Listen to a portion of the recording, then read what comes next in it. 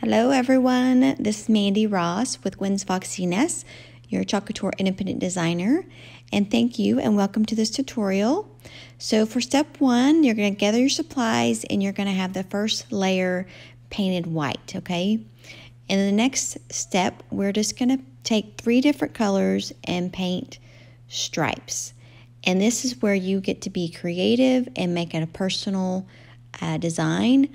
I only want to do a quarter of the my surface with the stripes. So, and I've chosen 3 coordinating colors that I like together, and I'm loosely creating stripes. So they don't have to be exact unless you want them to. You could actually put some painter's tape down and make it very exact, but you're not going to be able to tell once the project's over.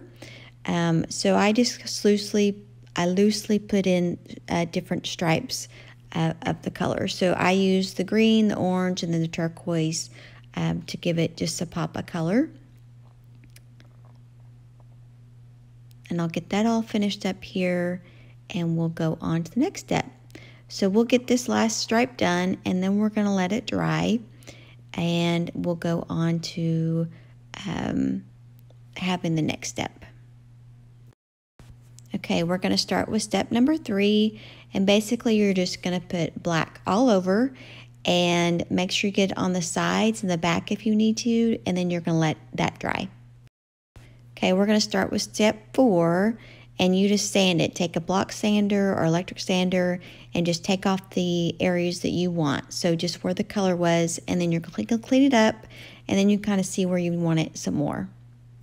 Step 5 is waxing, and you're just going to take like a t-shirt, dip it in your wax, and just move it around until it's smooth, okay? Now step 6, just paint on some yellow color on top. Sand and wax just the yellow part, and now you have this. So after your sanding and waxing, you have this, and this was actually the project that I created with the surface. So I hope you enjoy it, and thanks for joining us. Bye.